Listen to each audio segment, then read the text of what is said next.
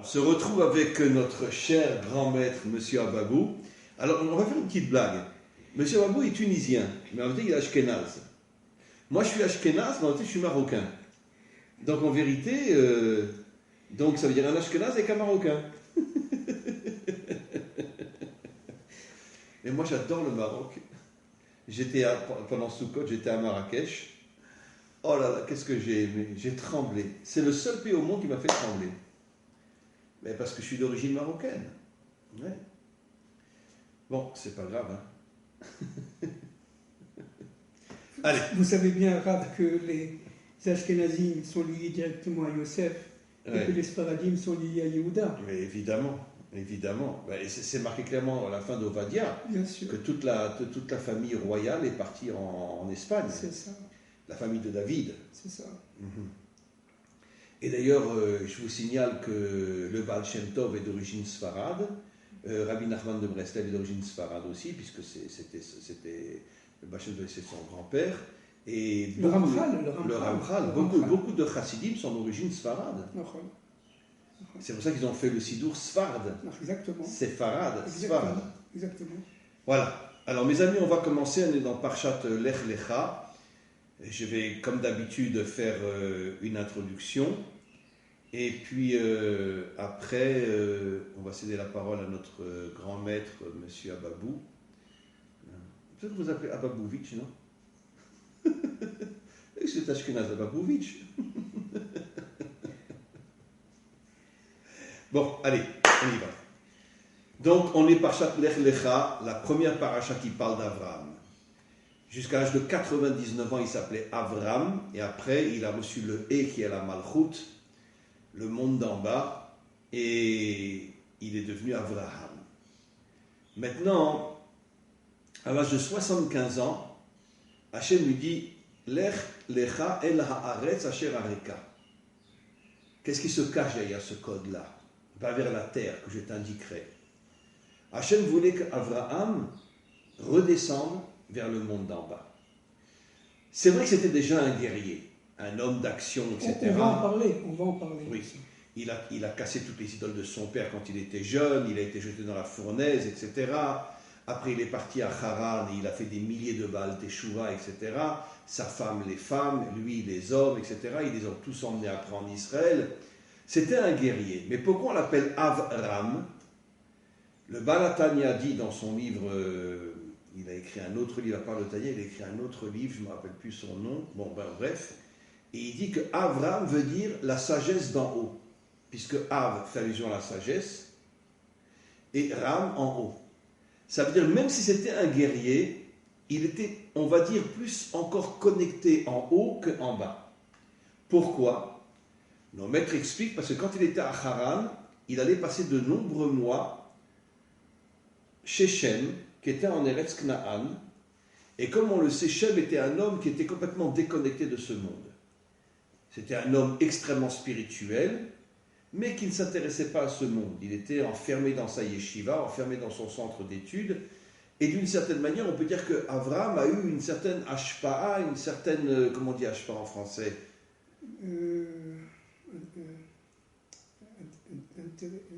Non, comment on dit... Bon, il a été influencé, par son maître, et d'une certaine manière, il est resté un petit peu en haut lui aussi, bien que c'était déjà un guerrier. À l'âge de 75 ans, Hachem lui dit Lech lecha el haaretz. Avram, je veux que tu redescendes.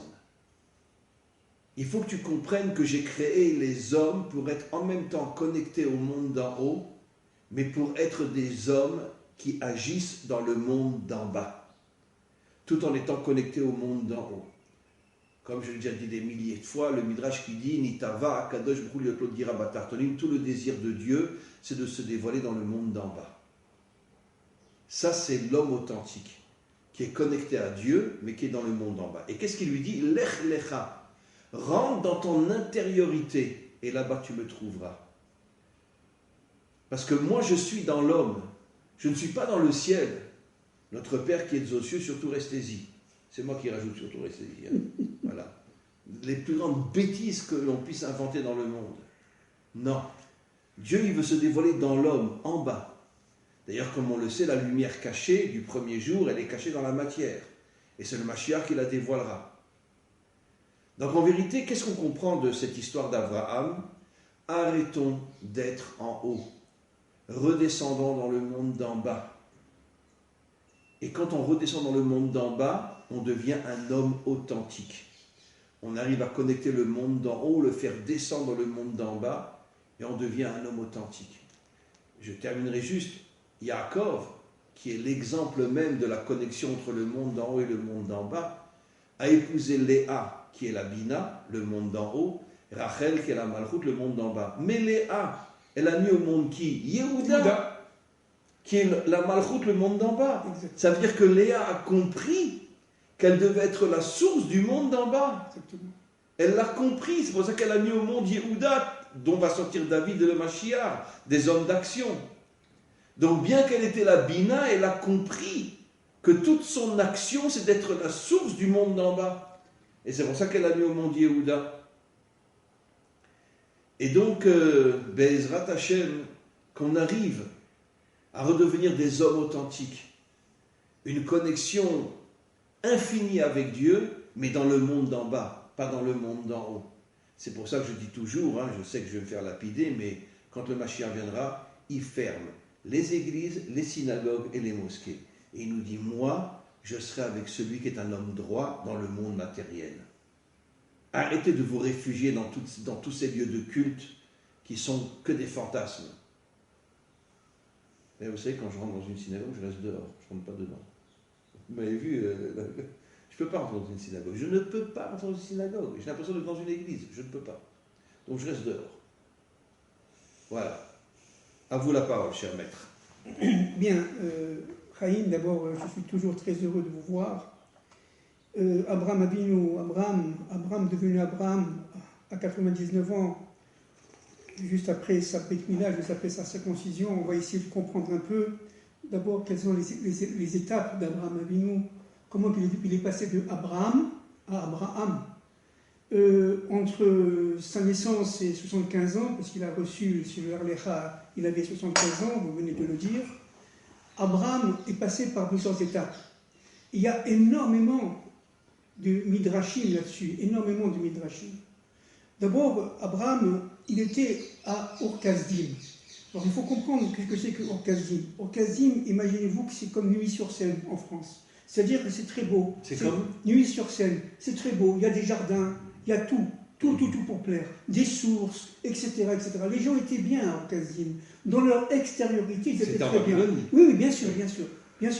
Ils étaient bien, ils étaient très bien à Ur-Kasdim, ils étaient très bien. Et donc, ils étaient de plus en plus assimilés à cette civilisation dont va sortir Nimrod. On va en parler. À la matérialité. Le plaisir. Le plaisir, exactement. Voilà. Et Abraham, lui, il était d'abord complètement branché dans ce monde-là. Contrairement à ce qu'on pense, c'était un combattant. Mais c'était un combattant de ce monde-là. Qu'est-ce que ça veut dire? Ça veut dire qu'il a, les Chachamim disent, il y a des midrashim là-dessus, qu'il a écrit 400 livres sur l'idolâtrie. Bien sûr. Abraham a écrit 400 livres. Il a cassé les idoles de son Voilà. père. Alors, qu'est-ce que ça veut dire? On va essayer de comprendre. D'abord, première étape de sa vie, il a étudié l'idolâtrie à fond. 400 Gematria, Tav, Oui, Torah. Bien sûr. Mais c'est la dernière lettre de l'alphabet aussi. C'est-à-dire qu'il est arrivé au bout de sa propre histoire. Bien sûr. Intérieure. Vous comprenez? D'abord, c'est très important de saisir ce que Abraham était tout simplement un homme de son temps. Et il était véritablement entouré, aujourd'hui on dirait, d'idolâtrie. Ivri. Voilà. C'était un homme anti-système. Exactement, c'est exactement ça. C'était le seul homme qui a compris qu'il ne faut pas rentrer dans le système. Voilà, alors c'est ça. Alors, comme vous et moi. Alors pour pouvoir, d'ailleurs le Mashiach aura ce derrière, aura ce cheminement intérieur d'Abraham et Avinu, entre parenthèses. Maintenant, ce qu'il faut comprendre, une chose, c'est que Abraham... Mais ce qui m'embête, c'est d'être Ashkenaz, parce qu'on dit que son âme sera Ashkenaz. Bon, parce que... Faut me déconcentrer. Parce que Abraham, il était d'abord, avant tout, dans cette culture-là. C'est-à-dire qu'il a étudié l'idolâtrie à fond. comme le Mashiach étudiera, si vous voulez, le socialisme, le capitalisme, etc. à fond, pour pouvoir le combattre, pour pouvoir sortir de là la substantifique moelle, ça veut dire la lumière intérieure. Et Abraham Avinu, après avoir étudié l'idolâtrie carrément, et le monde qui l'entourait, eh bien, il connaissait l'homme parfaitement. À ce moment-là, il se bat contre Nimrod. Il est seul contre son temps. Deuxième période très intéressante, le combat contre Nimrod. Son père, évidemment, Terach, était un des conseillers, tout le monde le sait, de Nimrod. Il était vraiment idolâtre. C'est lui qui a pris son fils et qui l'a amené à Nimrod pour qu'il le jette dans la fournaise. Exactement. Un père qui prend son fils pour le tuer. Alors maintenant, on comprend. Alors évidemment, il y a énormément d'explications de la fournaise. Qu'est-ce que c'est que la fournaise, en fait ? La fournaise, c'est que lorsque Nimrod et Terach ont dit « Attends, tu vas te baigner dans ce monde-là, tu vas baigner dans le monde du capitalisme, aujourd'hui on dirait, dans le monde du marché financier, etc. Tu vas voir, tu vas tomber parce que tu vas devenir milliardaire, tu vas acheter des Mercedes, tu vas acheter plein de choses, tu ne pourras pas t'en sortir de ce monde-là. Descends, tu vas voir. » Et Abraham, son frère Nahor est malheureusement tombé, mais lui, il n'est pas tombé. Il est descendu très très bas, dans cette fournaise ardente, vous voyez, dans ce monde, on dirait aujourd'hui... Pour en ressortir et comprendre que c'était le plus grand mensonge de l'histoire humaine. Exactement, dans ce monde des affaires, etc. Mais il était seul contre tout le monde, parce que quand il a compris... Anti-système. Exactement, il était anti-système, il était seul, ivri. Ivri, du verbe lavor. Ivri, c'est lavor. Lavor, ça veut dire que je n'accepte pas de rester dans le système. Exactement. Je ne suis pas prisonnier dans le système. Exactement. Moi, je traverse les choses. C'est ça. Voilà. Alors, c'est ça, Ivry. C'est pour ça qu'il faut qu'on arrête de s'appeler juif. Juif, c'est un terme grammatique. Nous sommes des Hébreux. Oui, mais à condition de venir sur la terre. C'est-à-dire, à condition de venir sur la terre. Que celui qui est sur la terre d'Israël, bien sûr. Voilà. Alors, celui qui n'est pas dans la terre d'Israël est un juif, un galouti. C'est ça. Alors, donc, je continue. La deuxième période, c'est une période contre Nimrod. Il faut comprendre exactement que Nimrod était superficiellement, extérieurement, c'était un démocrate. Un démagogue. Attendez, un démocrate. C'est lui la source de la démocratie. Exactement. C'était un démocrate. Rachidi, c'était un grand démagogue. C'était pas un homme violent. Non. Il arrivait à séduire le monde entier avec sa bouche. Exactement. Voilà. Il dominait, j'allais dire, les 54 États. C'était un État fédéral, vous avez compris. Les dirigeants démocrates aujourd'hui. Exactement. On veut votre bien, on veut tout, on est à votre service. Voilà. Et tout le monde était, béat devant Nimrod. Parce qu'il disait, mais attends, il a l'humain, il est humaniste, il est cosmopolite. Ils faisaient tout savoir par la vitrine de Nimrod. Et c'était une vitrine. Mais Abraham Avinu, qui était rentré dans l'intériorité de l'idolâtrie, il a compris qui était Nimrod, que c'était un dictateur terrible, un despote inimaginable. Le plus grand dictateur, c'est la démocratie. Et Nimrod était le premier... Parce qu'on tombe tous dans la démocratie. C'est ça. Et Nimrod était le premier dictateur de l'histoire. C'est-à-dire qu'en fin de compte, de cette vitrine sortait quelque chose de très joli, mais dans l'intériorité, c'était tout pourri. Alors pourquoi il était tout pourri? Parce que, tout simplement, c'était infernal. Parce que le mal rentre dans le bien. Exactement. La vitrine extérieure se fait passer pour le bien, mais à l'intérieur, c'est un mal absolu. Exactement. Alors, pourquoi? Parce que, regardez ce qu'on vit aujourd'hui. Nous sommes aujourd'hui rentrés dans le monde de Nimrod à 100%, n'est-ce pas? Qu'est-ce que ça veut dire? Le Harizal dit que tous les grands dictateurs bibliques reviendront pour diriger le monde juste avant la délivrance finale, dont le plus cruel d'entre eux, mais avec un beau visage, Nimrod. Ça sera Nimrod. Et qui c'est Nimrod aujourd'hui, à votre avis? Attendez, on va y venir. Alors, écoutez.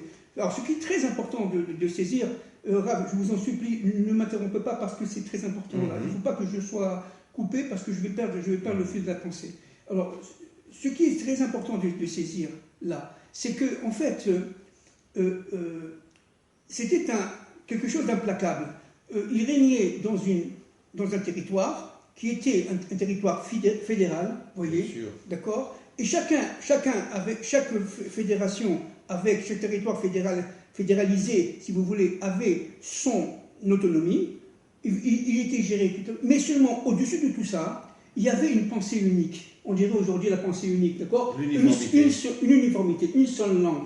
Alors c'est pour ça que les Chachamim, mon maître Manitou, de mémoire bénie, bientôt c'est sa Askara, entre parenthèses, disait la chose suivante. Il disait il ne faut pas mélanger le Lachon, c'est-à-dire la langue intérieure, de la Safa, vous comprenez? Des lèvres, exactement. Lèvres, c'est l'extériorité.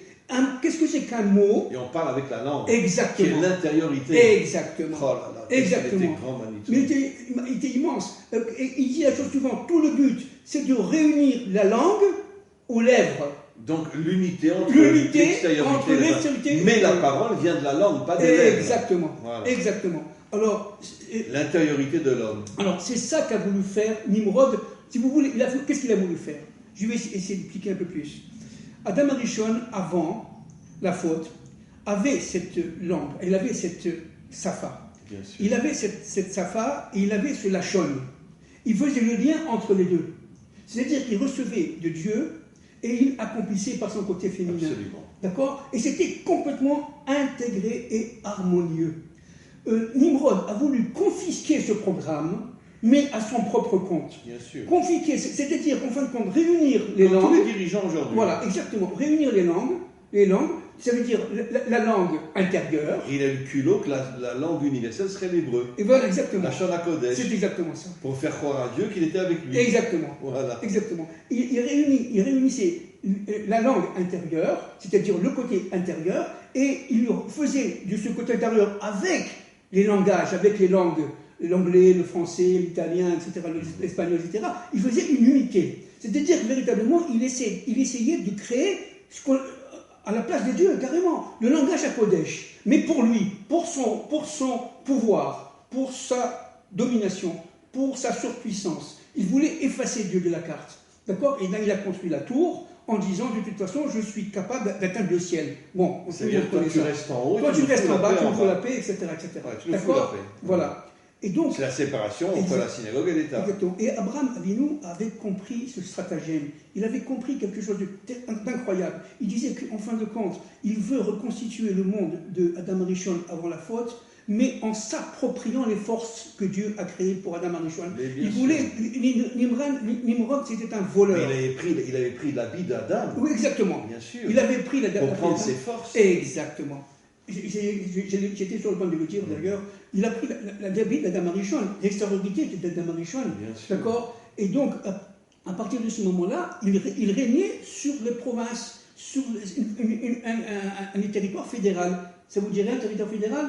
Oui, bien sûr. L'Amérique, n'est-ce pas? Territoire américain, d'accord? Avec une pensée unique, avec on dirait aujourd'hui une désinformation de la télévision, exploitation des masses, etc., mensonges éhontés, vols cachés, etc., etc. C'est-à-dire véritablement, c'est une puissance qui était très belle de l'extérieur, très très belle. Mais de l'intérieur, elle était complètement dévastée. Bien sûr. Et dévastatrice et dévastée, les deux à la fois. Et Abraham Avinu a eu très peur. Donc il était seul contre tout le monde. Seul contre tout le monde. C'est pour ça que nous tout le monde était d'un côté de la rive et lui était de l'autre côté de la rive. Alors le troisième combat, et ça je vais peut-être vous surprendre, Chaim, c'est le combat contre sa propre épouse. Parce que Sarai, elle n'était pas encore, elle était son épouse au niveau halachique, bien sûr, c'était sa femme à 100%, mais au niveau secret, elle devait passer de Sarai à Sarah. Elle était en travail intérieur, en travail intérieur. Exactement. Lui, il a pris le premier et qui est la Vina, voilà. Et elle a pris la Malchut. Et voilà, c'est pour ça que... Alors, donc, tout le travail, parce que elle, si vous voulez, elle était contre lui.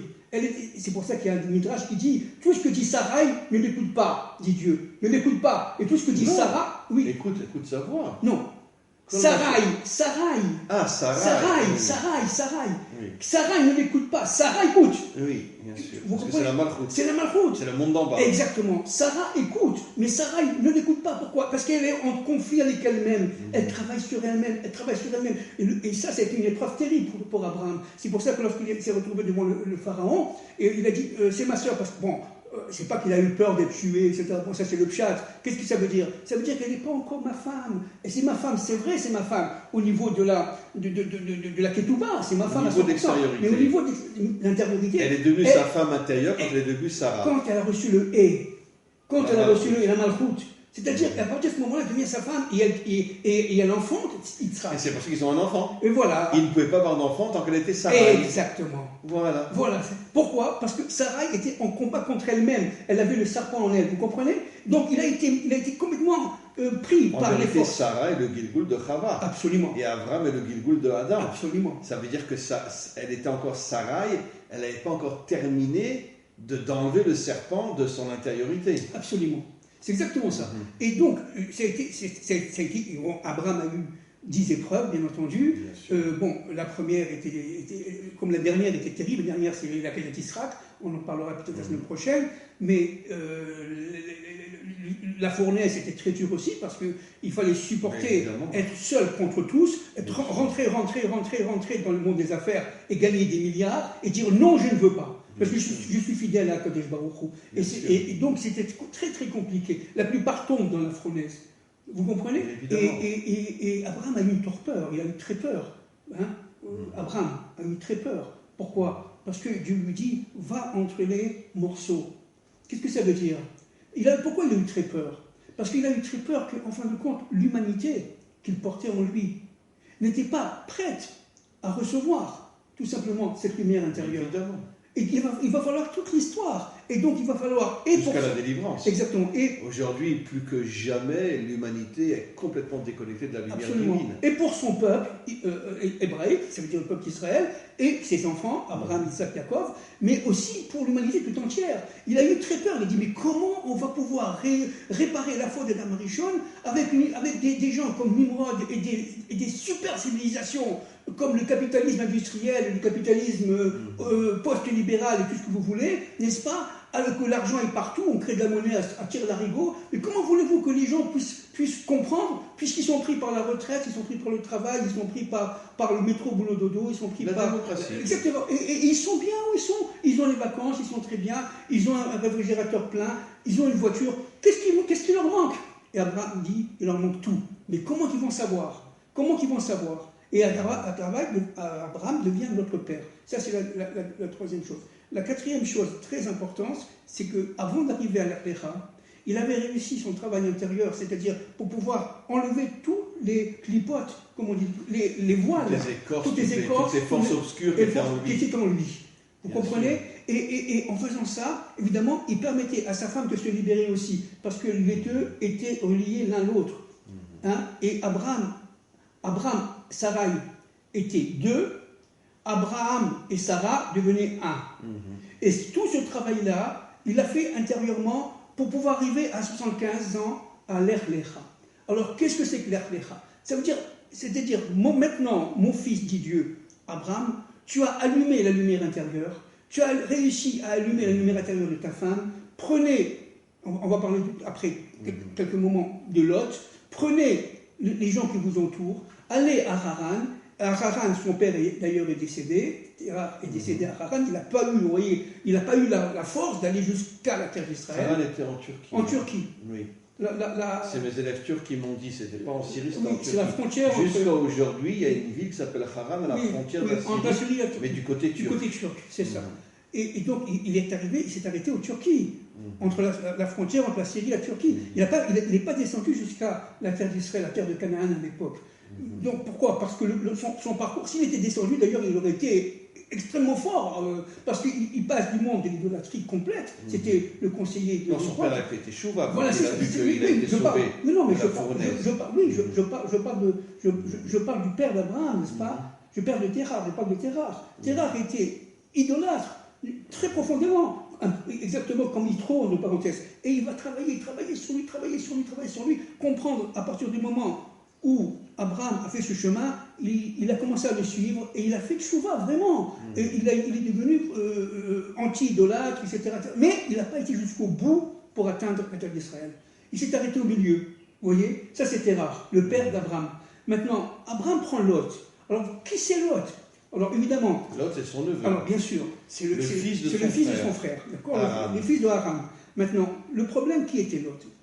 Il faut comprendre une chose. Alors, Lot, Gematria, Adam. Oui. Mais Lot veut dire aussi le voile. Voilà. Ça veut dire qu'il cachait la dimension positive de Adam.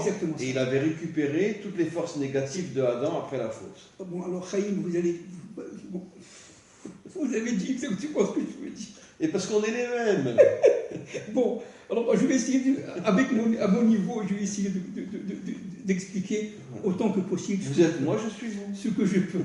Alors, première chose très importante, c'est que Lot, dans son intériorité, il était attiré par le monde de Neuilly. Il était attiré par le monde de Sodome. Sodome, c'était très joli, n'est-ce pas? C'était déjà... Sodomisation. Etc. Et il est devenu même Un juge. un juge. Il est D'accord? juge C'était, là-bas. oui, et on peut dire, entre guillemets, une sorte d'officiel d'homme. D'accord? Il était Bien reconnu que sa comme femme ça. a été torturée, Oui. sa fille a été torturée à mort Sa quand fille. elle a osé donner Oui. à manger à un pauvre, parce que bien sûr. les sodomites Bien sûr. interdisaient aux pauvres de rentrer à Bien sûr, Sodome. bien sûr. Ils ne voulaient pas les aider. Bien sûr. Non, c'est un monde complètement mortifère, qui était voué tout simplement à la destruction. C'est évident. Mais Abraham a quand même prié. Alors, qui est Lot? Lot, dans son intériorité, il était attiré par la jouissance matérielle, mais dans son extériorité, c'était quand même le neveu d'Abraham. Bien C'est-à-dire sûr. qu'il parlait le Torah avec Et Abraham. n'oubliez pas que le Mashiach sort de Lot. Exactement. Et Ruth sort de Lot. Exactement. C'est-à-dire que toute la lignée du Mashiach sort Exactement. d'un homme qui apparemment était pas si bien que ça. Et oui, alors donc dont les deux filles, l'aînée est partie avec lui, la seconde est partie avec lui. Mais pourquoi? etc. Parce que tout le lien du Mashiach, c'est la Teshuvah. Exactement. Le retour de l'obscurité vers la lumière. Exactement. Alors, donc, Lot a joué un rôle fondamental. Lot, c'est le non-juif qui est baigné dans ce matérialisme jusqu'au bout, mais qui prend conscience, à la fin des temps de l'histoire, qu'il a une lumière intérieure. Bien sûr. Vous comprenez? C'est celui Et qui va c'est du revenir. Mashiach. Voilà. Et c'est pour ça qu'Abraham l'a sauvé des cinq croix. Bien C'est sûr. pourquoi? Parce qu'il savait très bien que Lot Que avait le une mission. Mashiach sortirait de lui. Exactement. Bien Il savait sûr, très il bien savait. bien sûr qu'il le savait, que de Lot sortait évidemment Pérez et Zéra, et c'est le Mashiach. Comment on peut imaginer une chose pareille que Moi, le Mashiach moi, sort de Lot, moi. un homme qui a fait un inceste avec ses Oui, filles? pardon, je me trompe. Excusez-moi, je me suis trompé. Et Pérez et Zéra, c'est Non, Tamar. c'est Tamar. Excusez-moi, Oui. excusez-moi. Je parle de Moab Oui, oui. et Ammon. Mais le peuple le plus antisémite qu'il y avait sur Absolument. terre, de là est sorti, comme on dit que le mal est rentré dans la lumière, mais la lumière est rentrée aussi dans le mal. Absolument. Et Ruth est la seule convertie de Moab, C'est ça. qui était la lumière cachée à l'intérieur de Moab, Exactement. qui est devenue la matrice du Mashiach. Exactement. C'est pour ça qu'Abraham sort d'un monde perverti complètement. Abraham sort d'un monde perverti. De là sort Mais la lumière. Abraham était un Babylonien au Bien départ. sûr. C'était pas un juif. Bien sûr. Et on dit qu'il s'est converti, lui et sa femme. Absolument. C'est pour ça qu'aujourd'hui, chaque converti, un homme on l'appelle Ben Avraham et une femme on l'appelle Ben Sarah. Bat Sarah. Batsara. Parce que Abraham et Sarah sont des convertis, c'était des Absolument. Babyloniens au départ. Absolument.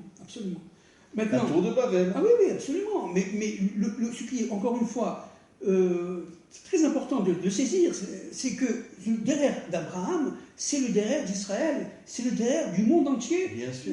C'est le derrière des Bnei Adam. Israël étant le microcosme des Bnei Adam. Voilà. Des 70 nations. Exactement. Il portait en lui le 70. Vous comprenez? Avec Sarah, il portait en lui. Alors, D'ailleurs, c'est très intéressant de voir que le Mashiach a une partie non juive en lui, venant de Ruth, que Abraham c'était un Babylonien. Et ça nous montre quoi en vérité? Ça nous montre que toute la mission d'Israël, c'est de sauver le monde, pas seulement de sauver Israël. mais bien sûr. Parce qu'il y a des dimensions non juives à l'intérieur du juif. Absolument. Surtout des grands juifs comme Abraham, comme même David. Mais David, il vient de Ruth. Le Mashiach, il vient de Ruth. Absolument. Bien sûr. Absolument. Donc ce sont des descendants d'une femme convertie. Absolument. L'universel est intégré dans l'Israël. Bien Israël et l'universel ne font qu'un. Israël et les nations forment un. Forment 70 nations et Israël. Ça fait 71. Plus le nom de Dieu, ça fait 72. Chesed. Olam Chesed Ibané. Voilà. Le monde sera reconstruit par la bonté. C'est pour ça qu'Abraham était de son extériorité dur, dans son intériorité Chesed. Il était très très bon, ouvert vers l'humanité, ouvert vers l'autre. D'accord? Et donc, résultat, il voulait réveiller ce que, en fait, quand Nimrod a essayé de faire, il voulait tout simplement faire le contraire. Ça veut dire réveiller l'humanité en disant attention, le monde de Nimrod, le monde de la République, le monde de la démocratie, c'est un leurre, c'est une vitrine. Faites attention parce que tout ça, ça mène tout simplement à la mort, au côté mortifère de la vie. Aujourd'hui, personne ne s'en rend compte. Mais parce que nous sommes dans les forces de Nimrod. Parce qu'effectivement, On dit que le Zohar, il répète. Maintenant, le Ramchal dit une chose extraordinaire. Le Ramchal de mémoire bénie, Rabbi Moshe Chaim Luzzatto, 18e siècle, dit une chose extraordinaire dans son livre Adir Bamarom. Il dit que Abraham, écoutez bien, je vais expliquer ça en quelques secondes, parce que c'est immense, et le cave. Il dit que c'est le cave, c'est-à-dire c'est ce rayon de lumière qui vient de l'infini, qui vient de Dieu, de l'essence même des choses, qui descend dans ce monde. Ça, c'est Abraham Avinu. Il dit que Yitzhak, c'est le Réchimou. Réchimou, c'est-à-dire la trace. Vous voyez, la trace matérialisée de la présence. Du Or En-Sof qui a quitté le monde. Oui, exactement. Voilà. C'est le Or En-Sof qui a quitté le monde. La lumière infinie, c'est ça. Dont est restée la trace, qui est Yitzhak. Ça s'appelle Yitzhak. Et Yaakov unit les deux. Exactement. Et Yaakov, c'est le Adam Kadmon. Il dit, c'est pas moi qui le dis, c'est le Ramchal. Oui. Adam Kadmon, c'est-à-dire qu'en fin de compte, là, lorsqu'on parle des trois pères, il faut bien, Abraham, Yitzhak et Yaakov, il faut bien comprendre que nous sommes carrément dans l'essence même de la création.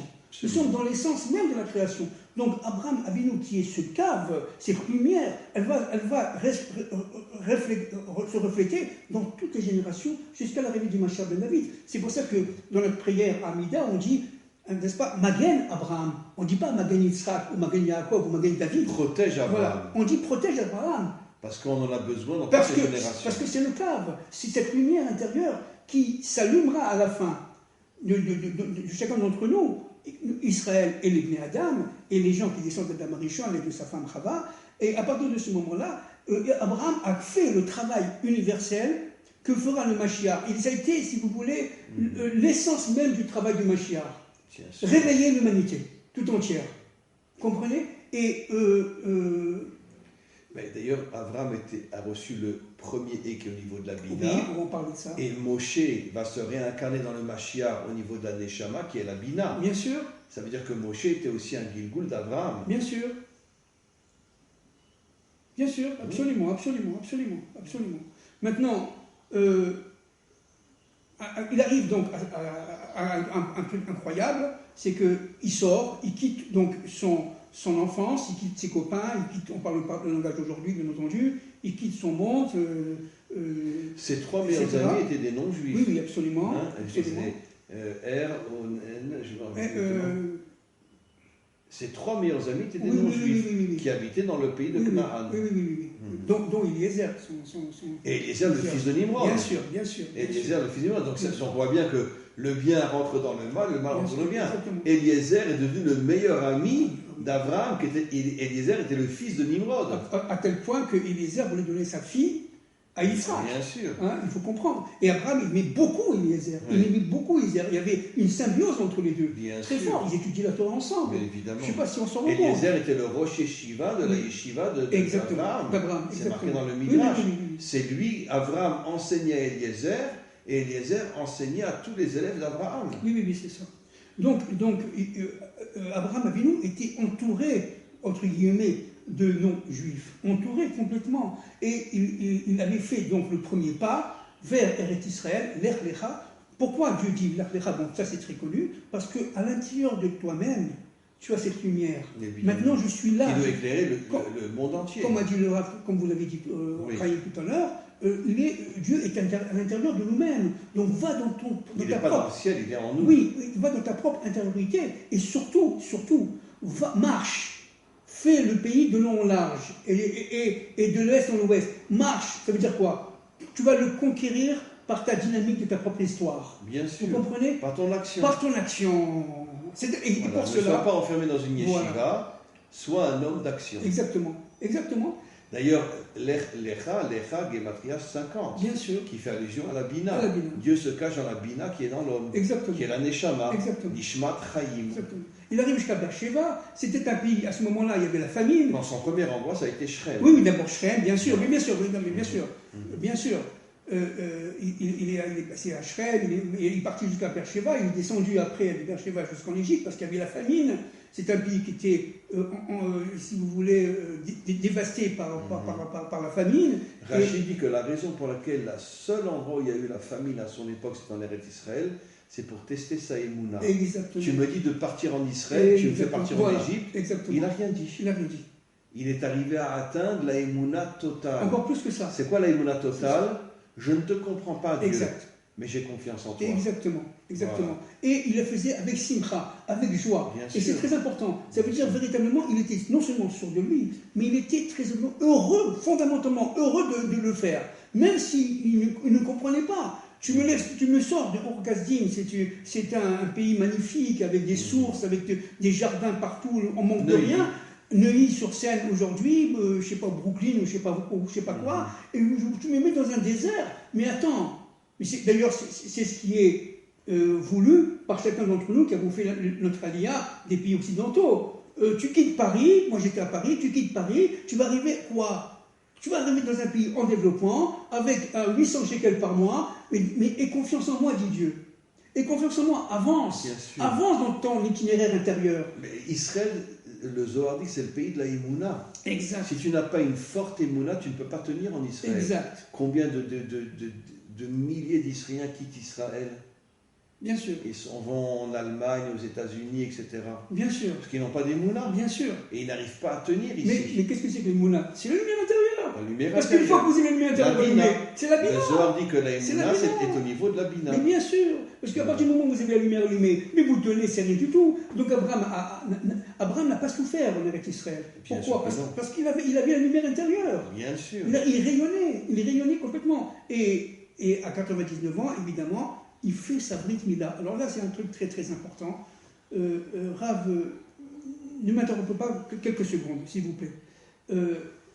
Abraham a eu, avec sa servante, évidemment, Ketura, il a eu Ishmaël. Oui. D'accord? Mais il n'était pas circoncis à cette époque. Voilà. Il s'est circoncis qu'à 13 ans. Okay? Donc le chiffre 13. 13 c'est non, lié... Abraham n'était pas circoncis. Non. Je pense que son fils Ishmaël a été à 13 ans. C'est-à-dire, à 13, c'est comme un tria Echad.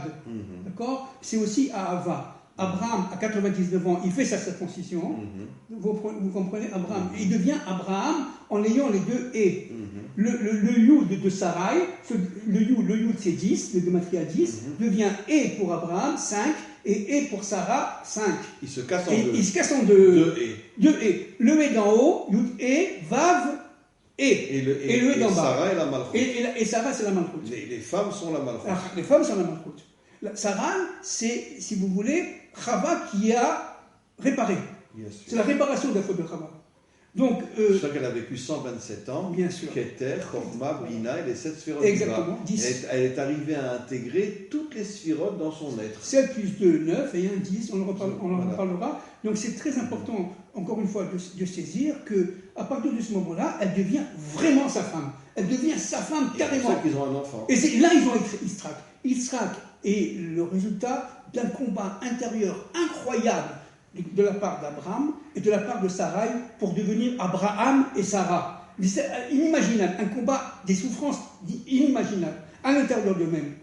Sarah était une sainte, Sarai était une sainte, bien entendu, elle faisait son travail intérieur, comme entre parenthèses Sipora, jusqu'à devenir carrément la femme d'Abraham.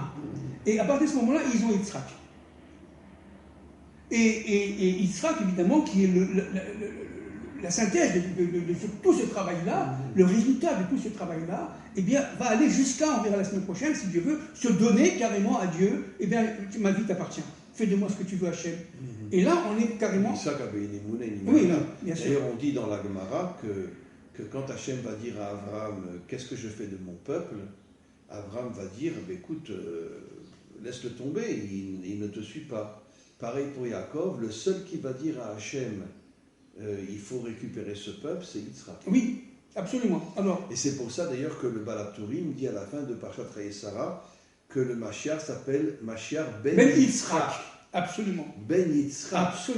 Absolument. Alors, je reviens maintenant à la Mila. Si vous voulez, bon, je sais que tout le monde n'est pas au courant de ce que je vais dire. La circoncision, chez nous, les Hébreux, chez nous, les Juifs, se fait en deux temps. Il y a la Mila, on enlève la partie extérieure. Et après, la partie intérieure. Et après, il y a la Priya, qui est la partie intérieure. Cette peau qu'on retourne, vous comprenez? Qu'on retourne de manière à ce que le membre soit délivrer, complètement dévoilé. Délivrer. C'est-à-dire qu'on rentre dans l'intériorité de la sexualité. Exactement. On ne reste pas dans l'extériorité de la sexualité. Exactement. Alors, c'est très important de comprendre. C'est que Abraham a fait sa Brit Mila. Laissez-moi parler une seconde. Ne m'interromps pas. Abraham a fait la Brit Mila à 99 ans. Il l'a faite complètement. Mais son fils, Ishmaël, l'a faite à moitié. Il a fait la Mila. Il n'a pas fait la Priya. Et la Priya, jusqu'à aujourd'hui, les musulmans qui descendent ne le font pas. Ishmaël ne le font pas. Sauf les talibans.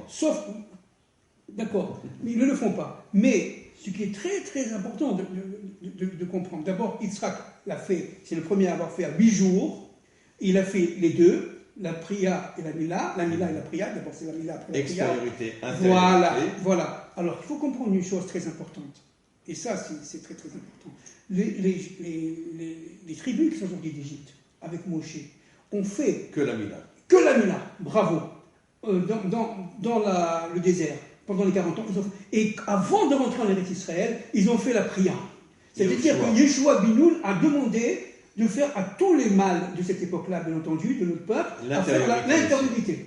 Parce que la terre d'Israël est liée à la prière, et la Mila est liée, vous comprenez, à la terre d'Israël est liée à ce monde-là, à la Malchout, vous comprenez? La Malchout d'Hachem. La Malchout d'Hachem, et la Mila est liée au monde supérieur. Alors il va falloir faire le lien entre les deux, le ciel et la terre. Et on fait la Mila au 8e jour, pour nous faire comprendre que la Mila, le 8e jour, pour nous faire comprendre que la Mila est au niveau de la Bina. Exactement. Le monde de l'intériorité. Exactement. C'est-à-dire qu'en fin de compte, le ciel est lié à la Mila, la Bina est liée à la Mila, mais la Bina Bamalchout, il faut faire Mila et Priya. Priya étant liée à la Malchout, à ce monde-ci. La Priya, c'est l'extériorité. Voilà. La Orla est l'extériorité, la Malchout. Exactement. Et la Priya est l'intériorité, la Bina. L'union entre la Bina et la Malchout, qui est la Géoula. Exactement. C'est pour ça que les musulmans ne font pas les deux.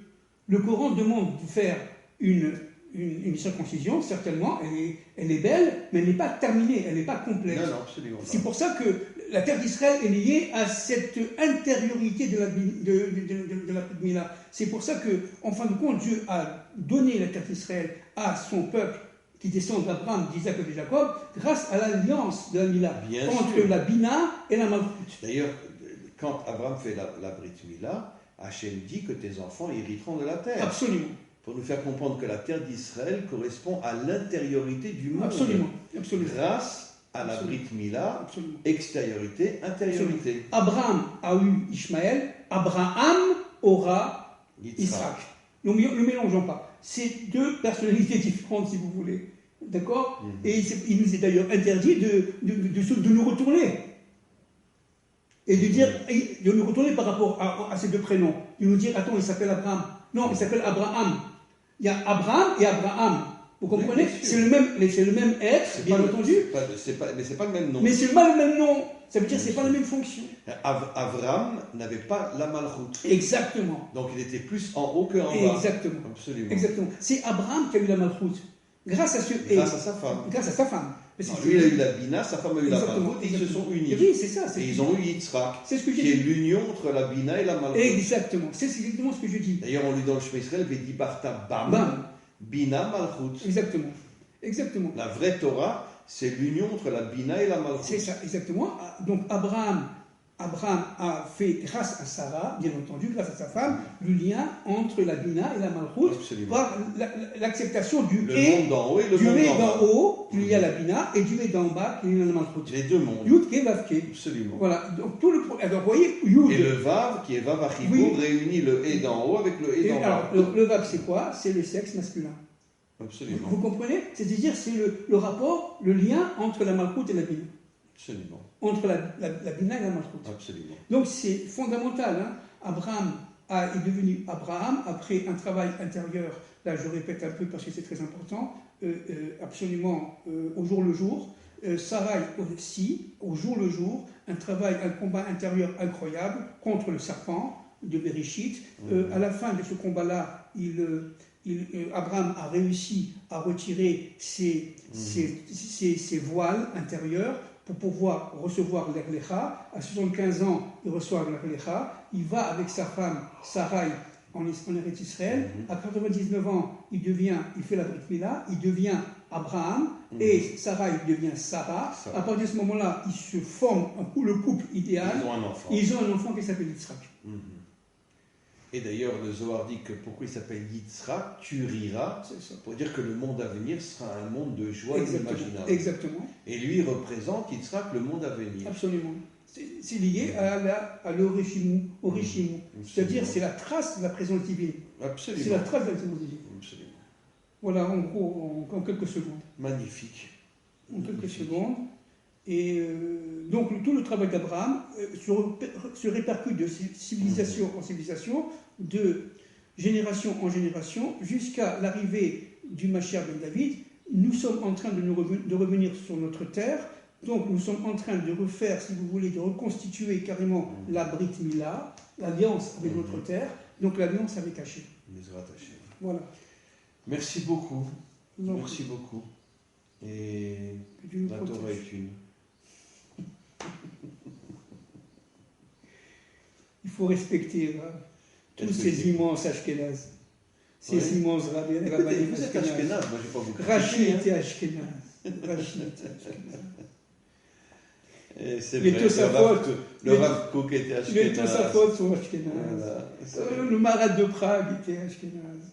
Qu'est-ce qu'on est nous? Moi je suis fier d'être marocain. Moi je suis de Oujda. Allez.